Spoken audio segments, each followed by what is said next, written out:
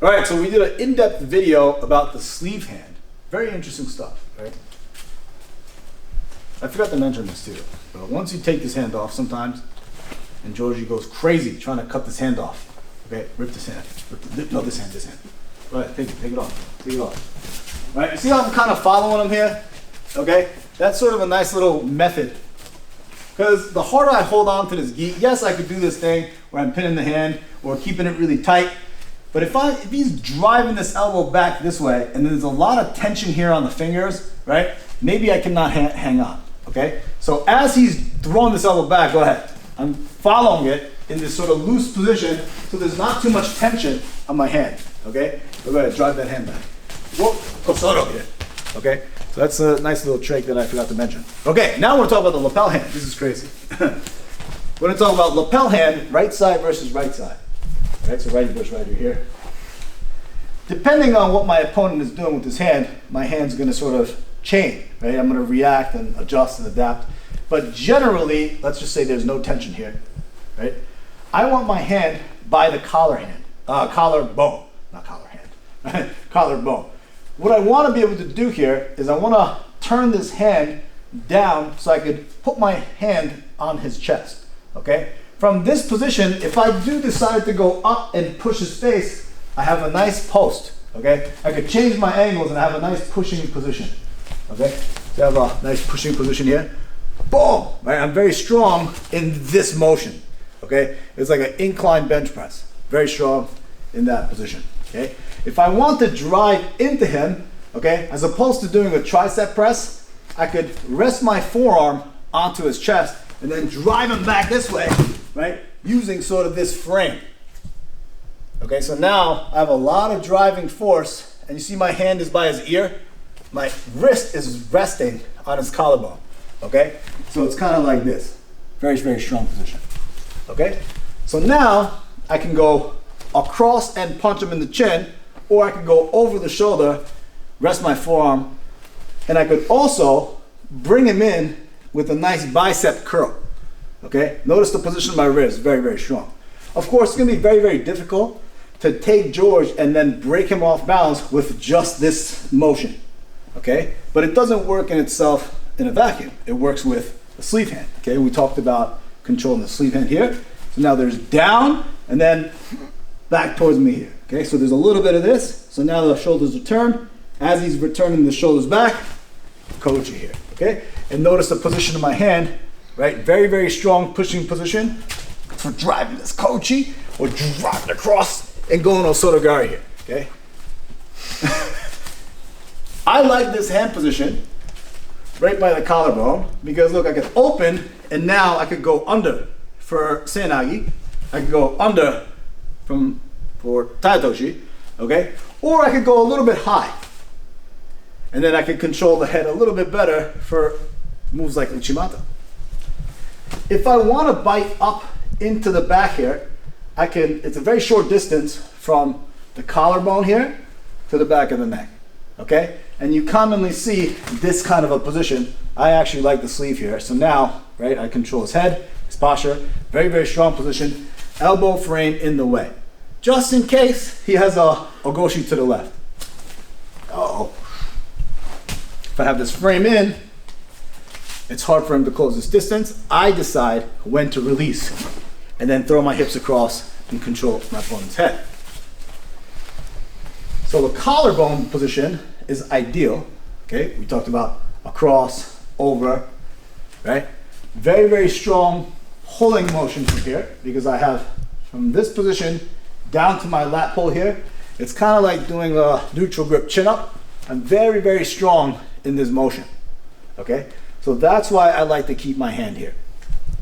Now, if I do decide to bite up to the back of the collar here, okay?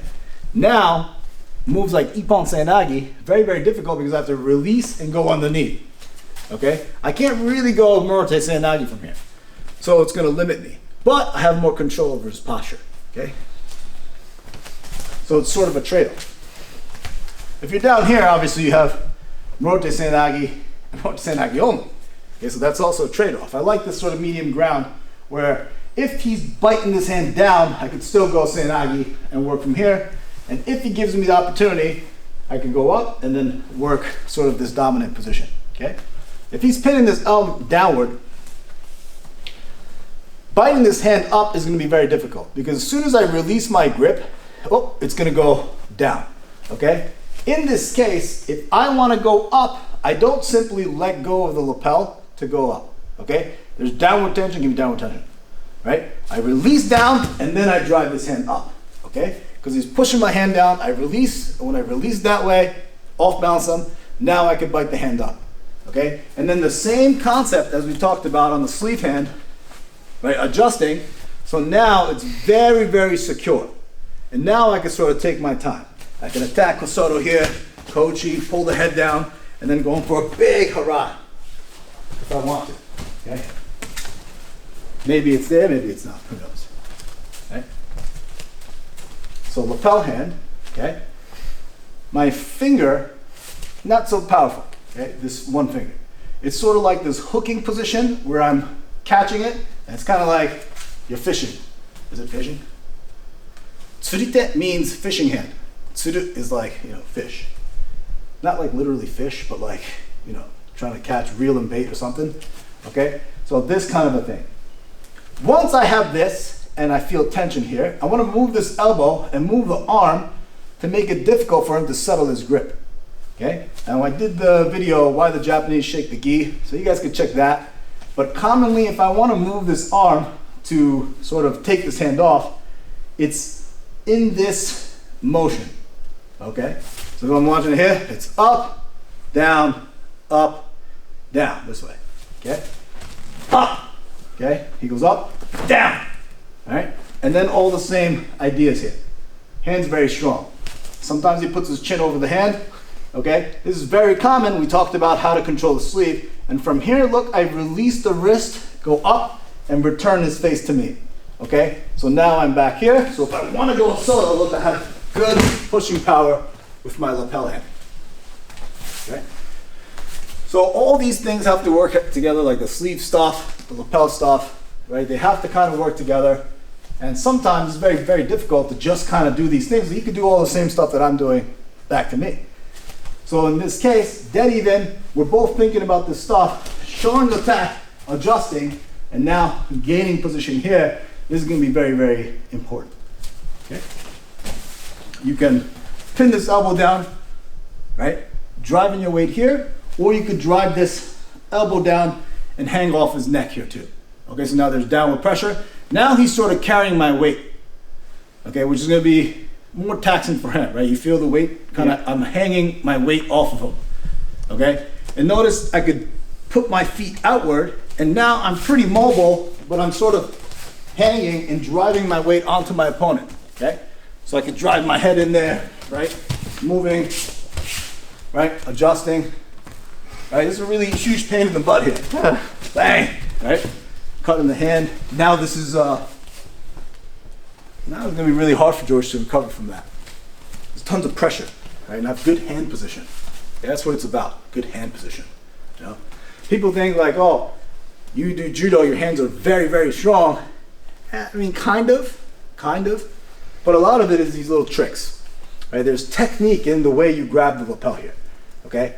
Catching the sleeve, the lapel, right? Catching with the hand, connecting the hand to the collarbone, right? And there's tension using my wrist here. There's tension here, and then there's tension downward through my elbow here, okay? And this frame makes it very, very powerful, okay? And as I'm working here, I'm also looking to control the gi on the sleeve hand, or if he has a collar, right, from the top side. And now this is very, very powerful here, okay? Especially for right versus right, and this is not doing anything. He wants to go in this direction, so I could filter him toward sort of my dominant side, a Soto turn throw, okay? For him, it's very, very far. And it's going to be hard for him to come to this side because of his hand on the chin, okay? And that's sort of the game. Adjusting here, he puts his hand on the chin, right? Get out of here with that, right? Moving here, adjusting, right? And this is the opportunity. There's no tension down, so I go up. And now from here, look, I could hold his head down, and this is a great opportunity for me to you know, control or neutralize or all this other stuff. Okay, so that's sort of some collar hand magic, right? The most exciting video on YouTube. Period. Well, thank you.